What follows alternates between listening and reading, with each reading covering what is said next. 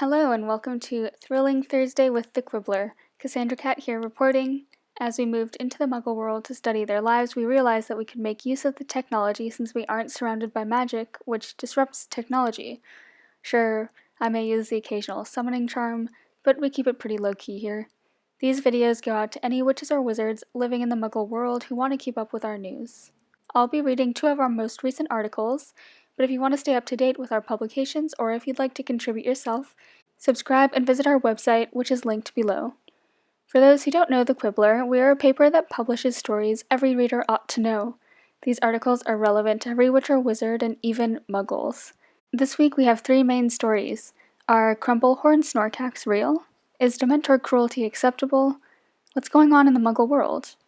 This first article is written by our editor-in-chief, Xenophilius Lovegood, who has been trying to convince me that SNORKACKS are real since I joined the paper. What did he find? Let's dive in. Lovegood, you're off your rocker. There is no such thing as SNORKACKS.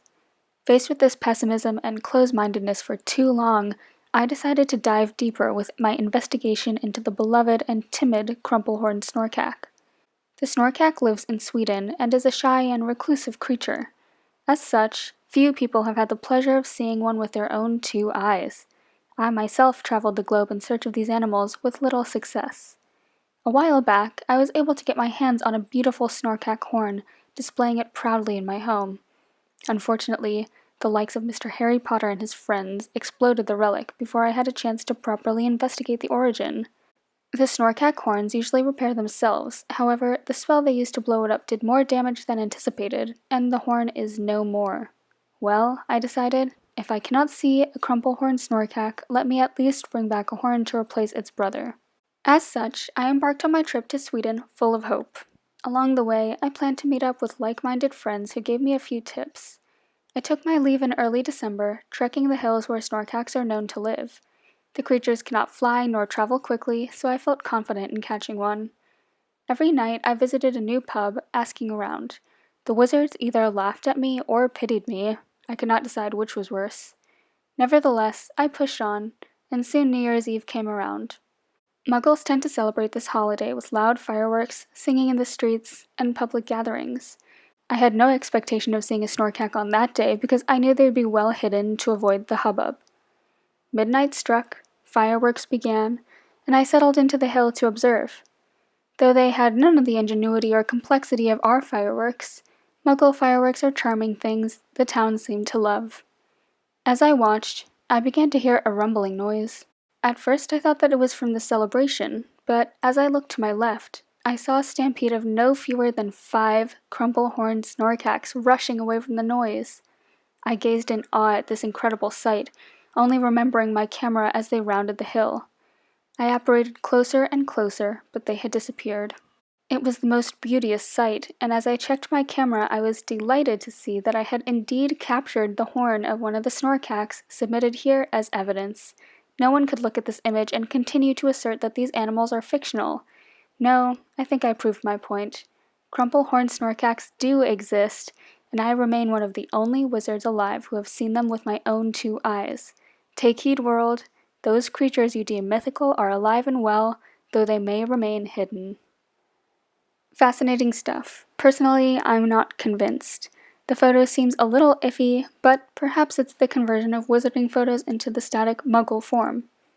Next up is an opinion piece written by me. As we all know, dementors are beings that guard Azkaban prison.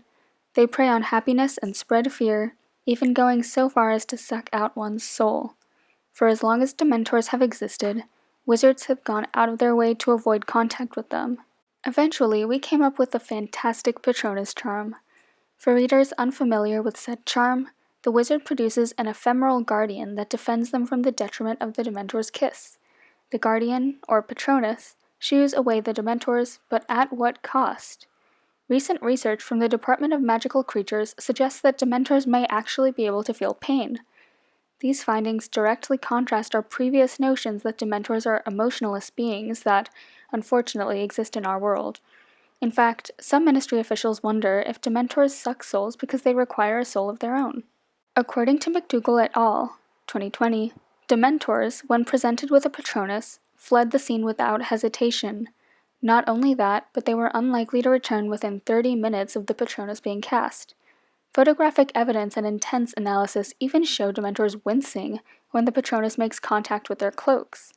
With all of this newfound research, we can conclude at the very least that dementors are able to feel something, and what they feel is aversion to Patronuses. Of course, we knew that, but what we are now discovering is that a Patronus may be a form of cruelty to these creatures. Naysayers argue that dementors should be treated in the same foul and torturous way as they treat us. However, we believe that dementors do not understand the effect that they have on us. As we have run from any contact, we typically do not expend time or energy interacting with the beings. Ministry officials speak to them only to check in with Azkaban prisoners or station dementors at different areas. These poor creatures do not have souls to feed on without the prison, and as such they are under our control.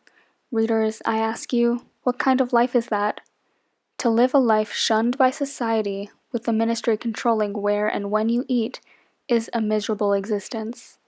Especially if they don't know why they are being treated in this way. I argue here that we should stop the dementor violence. Instead of sicking them on criminal wizards as if they were rabid dogs, we should take the time to educate them. Open up a dementor school, if you will, if only to retrain their basest instincts and let them contribute to our society. Gone are the days when we had to fend for our lives against unknown creatures. Gone are the days when we mistreated those we fear. Now comes a new age where we stand up for our fellow beings, though we may be afraid or intimidated. Do not cower, friends. Rise and help defend the well-being of all creatures, be they big, small, feared, or welcomed. As we move forward in our day, let's consider what else we don't know about feared creatures in our world. Finally, our coworker reports on 3 small Muggle stories. A new species discovered? What are UFOs really? Why do Muggles forget if they lock the door? Let's find out. New animal discovered. While there is turmoil all around, one of the most important bits of news seems to be overlooked. Muggles have recently discovered a new kind of monkey. This animal, known as Popa langur, lives in Myanmar. Named after Mount Popa, there are only 200 to 260 others of its kind, which classifies it as critically extinct. Muggles will be watching these monkeys closely to hopefully ensure that they continue on as a species, but we can all learn from the idea that we discover new things every day. UFOs? A common Muggle idea is that aliens, or beings who live on other planets, often orbit Earth's atmosphere in flying discs. The Ministry of Magic itself spread these rumors in an effort to hide some of our less responsible wizarding antics. Most recently, reports of UFO sightings have been increasing in 2020 as our newest broomstick craze, the Palogrip 5000, seizes the nation. More and more inexperienced witches and wizards have been attempting to ride these broomsticks in plain sight of Muggles and, according to my ministry source, the Muggle Liaison Office cannot keep up with the reports. As such, the office is keen to divert attention from our secret life by encouraging these rumors.